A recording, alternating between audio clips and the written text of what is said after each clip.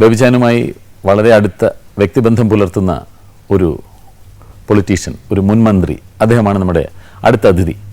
ഒരുപക്ഷെ നമുക്ക് അത്ഭുതം തോന്നിയേക്കാം, രാഷ്ട്രീയ രംഗത്ത് പ്രവർത്തിക്കുന്ന ഒരാളുമായി ഈ ഒരു സാഹിത്യകാരൻ എന്താണ് ഇത്ര അടുപ്പമെന്ന്. പക്ഷേ ഈ വ്യക്തിയെ, ഈ അതിഥിയെ നേരിട്ട് അറിയുന്നവർക്കറിയാം, അദ്ദേഹം എല്ലാ മേഖലയിലുള്ള ആളുകളുമായി, കലാകാരന്മാരുമായും സാഹിത്യകാരന്മാരുമായും എല്ലാം ഒരുപാട് അടുപ്പം പുലർത്തുന്ന ആ വ്യക്തിയെ ഞാനിതാ വേദിയിലേക്ക് ക്ഷണിക്കട്ടെ. നമ്മുടെ ബഹുമാന്യനായ ശ്രീ ജി കാർത്തികേയൻ.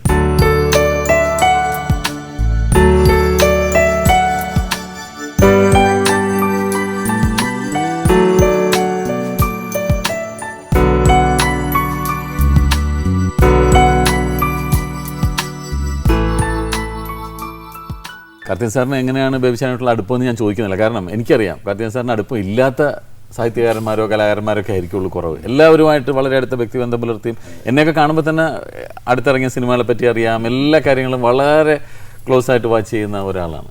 എങ്കിലും എൻ്റെ ഒരു സംശയം ചോദിക്കുക, എങ്ങനെയാണ് ബേബിച്ചാനായിട്ടുള്ളൊരു ബന്ധം തുടങ്ങുന്നത്?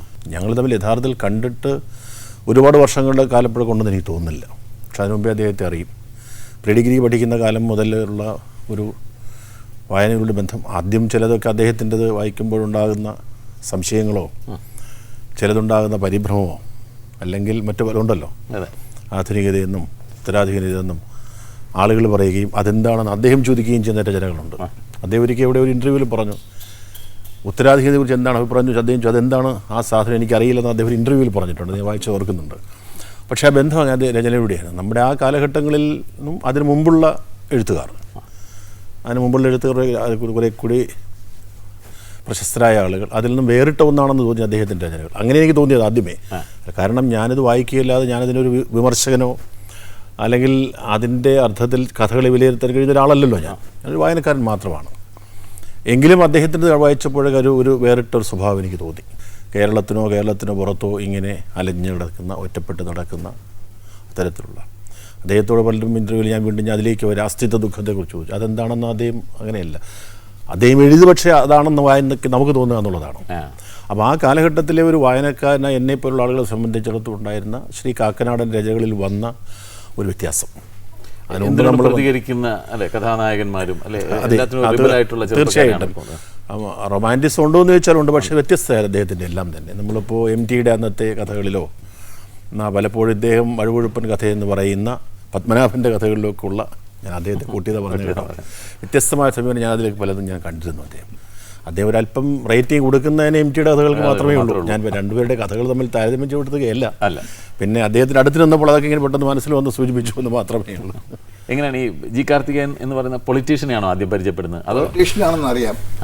ഞങ്ങൾ പരിചയപ്പെടുമ്പം അദ്ദേഹം യൂത്ത് മൂവ്മെൻറ്റിൽ പ്രവർത്തിക്കുന്ന കാലമാണ്. ആദ്യമായിട്ട് നേരിൽ മുഖാമുഖം കാണുമ്പോൾ അന്ന് തൊട്ടേ എനിക്ക് അപൂർവം രാഷ്ട്രീയക്കാരുടെ ഒരു നല്ലപോലെ വായിക്കുന്ന ഒരാൾ അല്ലെങ്കിൽ ഇതിലൊക്കെ താല്പര്യമുള്ള ഒരാൾ അപൂർവം പേരെ അങ്ങനെ എടുത്തു പറയാൻ പറ്റും. അങ്ങനെ ഒരാളാണ് ശ്രീ കാർത്തികേയൻ എന്ന് എനിക്ക് അന്നേ തോന്നിയിട്ടുണ്ട്.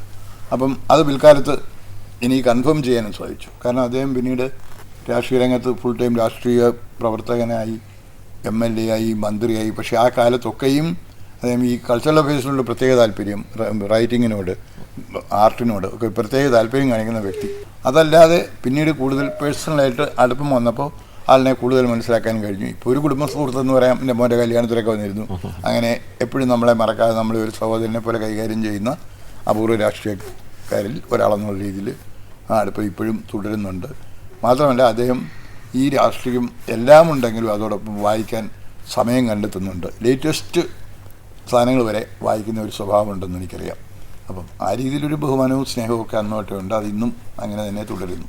അത് എനിക്ക് തോന്നുന്നു ഈ വായനയും ഈ ഇത്തരം സമ്പർക്കം ഉള്ളതുകൊണ്ട് തന്നെ സാറിൻ്റെ പ്രസംഗങ്ങളിലും അല്ലെങ്കിൽ ഒരു കാര്യം അവതരിപ്പിക്കുന്ന രീതിയിലും എല്ലാം നമുക്കത് മനസ്സിലാക്കാൻ കഴിയും. ഉപയോഗിക്കുന്ന ഭാഷകളിലും വാക്കിലും എല്ലാം അത് പ്രതിഫലിക്കുന്നുണ്ട്. ശരിയാ അല്ലേ? വായന തന്നെയാണ് നമ്മൾ ഒരുപാട് അറിവുണ്ടാക്കുന്നത്. തീർച്ചയായിട്ടും, യാതൊരു സംശയം. നമുക്കറിയാത്ത ഒരുപാട് കാര്യങ്ങളില്ലേ ഈ ഭൂമിയിൽ, ഒരുപാട് കാര്യങ്ങളുണ്ടല്ലോ. ബേബിച്ചാൻ നേരത്തെ പറഞ്ഞു എന്നും ഇടതുപക്ഷ പ്രസ്ഥാനങ്ങളോടായിരുന്നു മുമ്പൊക്കെ ആരാധനയും താല്പര്യമൊക്കെ. പക്ഷേ പിന്നീട് അത് മാറി എന്നാണ് പറയുന്നത്. അത് അങ്ങനെ മാറാൻ ഇത്തരം സമ്പർക്കങ്ങൾ ഇടവരുത്തിയിട്ടുണ്ടോ? ഇല്ല, ഞാനൊരു കാര്യം പറയും. ഞാൻ അദ്ദേഹം എന്നും പറയുമല്ലോ, അദ്ദേഹത്തിൻ്റെ ഒരു പുരോഗമന ചിന്താഗതിയിലോ കമ്മ്യൂണിസത്തിൽ വിശ്വാസത്തിൽ എനിക്ക് സംശയം. ഇപ്പോഴും അത് തന്നെയാണ് എൻ്റെ വിശ്വാസം.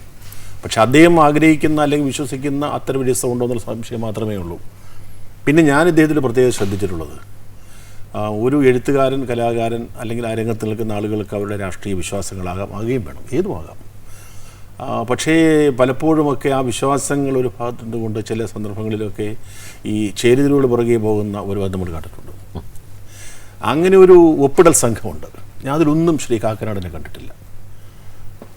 ഞാൻ വലിയ പ്രത്യേകതയായിട്ട് അതിനെ കാണുന്നു. എല്ലാ വിശ്വാസങ്ങളെയും വച്ചു പുലർത്തിക്കൊണ്ട് തന്നെ എനിക്ക് തോന്നുന്നു അതൊരു ഈ ഒരു എഴുത്തുകാരൻ്റെ ഒരു അല്ലെങ്കിൽ എഴുത്തുകാരൻ്റെ ഒരു സാംസ്കാരിക നായകൻ്റെ സ്വതന്ത്രത എന്ന് പറഞ്ഞാൽ എന്താ? എല്ലാറ്റിനും മേലെയുള്ള ഒരു സ്വാതന്ത്ര്യമാണ്. ആ സ്വാതന്ത്ര്യം എനിക്ക് തോന്നുന്നു കേരളത്തിൽ കാത്തു സൂക്ഷിക്കുന്ന അത്യപൂർവ എഴുത്തുകാരിൽ ഒരാളാണ്. പിന്നെ ഈ പ്രായത്തിലും കാണിക്കുന്ന ഒരു ചൂരുണ്ടല്ലോ, ഒരു ചുറുചുറുക്കും. പിന്നെ ഞാൻ പിന്നെ ഓർക്കുന്നു, ഞാനിതൊക്കെ വായിച്ചുകൊണ്ട് പെട്ടെന്ന് മനസ്സിൽ വരുന്നത് എന്താ മരണത്തെക്കുറിച്ച് ചോദിച്ചോളൂ. മരണത്തെ മറികടക്കാനാണ് എനിക്ക് ഇഷ്ടമെന്നുള്ള അദ്ദേഹത്തിൻ്റെ വാക്ക് ഇപ്പോഴേ വായിച്ചത് എൻ്റെ മനസ്സിലുണ്ട്. ഇപ്പോഴും ഞാനെന്തിൽ വായിച്ചു. അതെ, ഒരിക്കലും ഇന്റർവ്യൂ ഞാൻ ഇടയ്ക്ക് പറഞ്ഞോട്ടെ, ഒരു ഇന്റർവ്യൂവിൽ ചോദിച്ചു ഇങ്ങനെ, എന്താണ് ഈ പ്രായാധിക്യം കൊണ്ടുള്ള അസുഖങ്ങൾ? പ്രായാധിക്യം ഉണ്ടെന്ന് ആര് പറഞ്ഞു? ഞാൻ എൻ്റെ പ്രായത്തെപ്പറ്റി ചിന്തിക്കാറില്ലേ. അസുഖങ്ങൾ എന്ന് പറയുന്നത് ഈ പ്രമേഹം എന്നൊക്കെ പറയുന്ന ഒരു തരം മെനക്കെടുത്തുന്നല്ലാതെ അതിന് അസുഖം എന്ന് പറയാൻ ഞാൻ ശ്രദ്ധിക്കാറില്ല എന്നാണ് പറയുന്നത്. പിന്നെ ആർക്കാ കഴിയുക? എന്ത് കിട്ടിയാലും അത് പോരാൻ നിൽക്കുന്ന ഒരു കാലഘട്ടത്തിൽ ജീവിതത്തിൻ്റെ സന്തോഷത്തെക്കുറിച്ച് ചോദിച്ചപ്പോഴൊക്കെ എനിക്ക് സന്തോഷമാണ്. എനിക്ക് മറ്റെല്ലാം നല്ല ഒന്നിനെക്കുറിച്ചും പരാതിയും പരിഭവമില്ലെന്ന് പറഞ്ഞാൽ അതൊരു അദ്ദേഹം ഫിലോസഫിക്കൽ അപ്രോച്ചാണെന്ന് തോന്നുന്നില്ല. പക്ഷേ പെട്ടെന്ന് എനിക്കത് അത് കാണുമ്പോഴൊക്കെ ഈ ശ്രീബുദ്ധനെ ഓർക്കുന്നത്.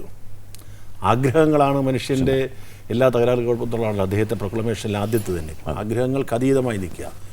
അതിപ്പോൾ നമുക്കൊന്നും സാധ്യമല്ല, ഉള്ള കാര്യം ഞാൻ തുറന്നു പറയാം. പക്ഷേ ഇവിടെയെല്ലാം എനിക്ക് കിട്ടിയതെല്ലാം നല്ലത്, ഞാൻ സന്തോഷവാനാണ്,